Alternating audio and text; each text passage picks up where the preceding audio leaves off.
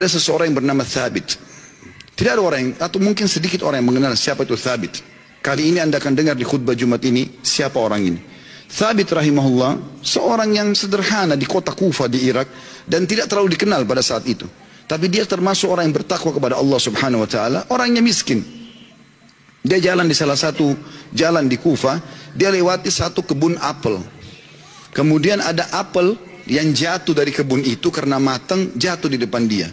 Dia berpikir bahwasanya kebun apel ini, ya apel ini jatuh di jalan, mungkin sudah halal buat saya.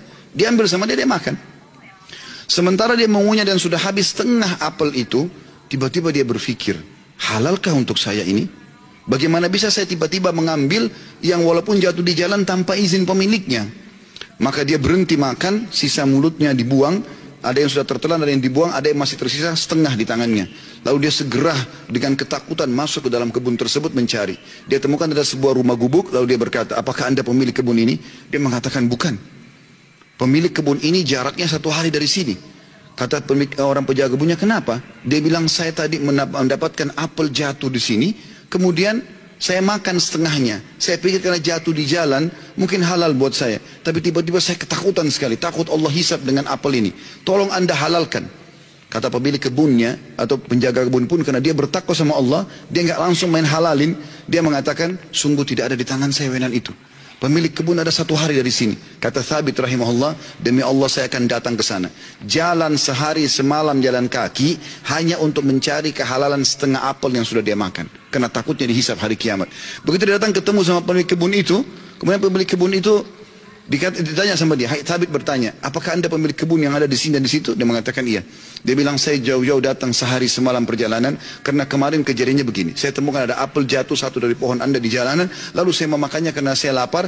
Kemudian saya tiba-tiba ketakutan pada saya sudah makan setengah. Setengahnya sudah ada sebagian saya makan, sebagian sudah saya buang, ini setengahnya tersisa. Walaupun sudah busuk saya tetap bawa. Tolong halalkan. Orang tersebut melihat halal gitu. Lalu kemudian dia mengatakan, pemilik kebunnya mengatakan, apakah kau jauh-jauh datang untuk itu? Dia bilang iya. Kata pemilik kebunnya, saya akan halalkan sama kamu tapi dengan satu syarat. Kata Thabit, apa syaratnya? Kau harus nikahi anak saya. Kata pemilik kebun itu, kau harus nikahi anak perempuan saya.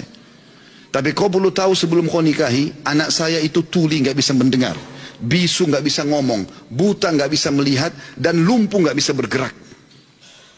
Kata Thabit rahimahullah, dalam kisah ini saya pun berpikir pada saat itu, kalau memang untuk menghalalkan setengah apel yang saya makan dan saya lepas hisab hari kiamat dengan cara menikahi wanita yang buta, tuli, ya, bisu, juga lumpuh ini, maka saya akan melakukannya. Maka kata Thabit rahimahullah, orang itu tidak tunggu waktu, dia langsung panggil 2 orang saksi, dia minta, ya, dia mengatakan saya nikahkan kau sama anak perempuan saya Fulana binti Fulana, lalu menikahlah dia. Kata Thabit, lalu saya disuruh masuk ke ruangan untuk bertemu dengan istri saya. Terjadi sesuatu yang unik, begitu saya masuk ke dalam kamar tersebut, kamar itu sangat indah dan bersih. Lalu saya mengatakan, Assalamualaikum warahmatullahi wabarakatuh. Saya kaget, istri saya menjawab salam. Bukankah tadi dikatakan dia bisu? Kemudian saya mendekati dia, kemudian saya mengulurkan tangan saya, dia mengulurkan tangannya untuk menjamah tangan saya. Bukankah tadi ayahnya mengatakan dia adalah orang yang lumpuh?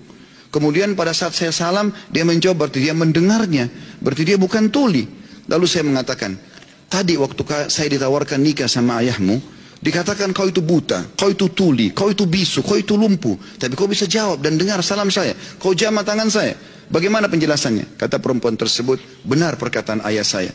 Mata saya memang buta karena selama ini saya belum pernah melihat sesuatu yang haram. Saya buta dari yang haram. Telinga saya tuli dari sesuatu yang haram, karena sampai detik ini belum pernah telinga saya dengar yang haram.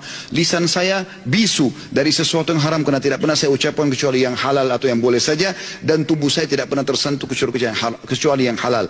Dan ayahku memilihmu sebagai suamiku karena kau telah takut kepada Allah dan meninggalkan yang haram.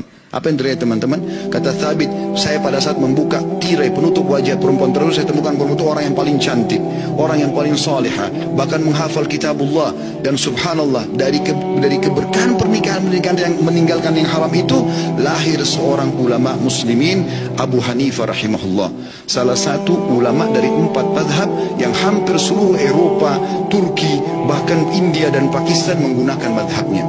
Lahir dari seorang Thabit, masyarakat biasa yang meninggalkan sepotong apel yang haram.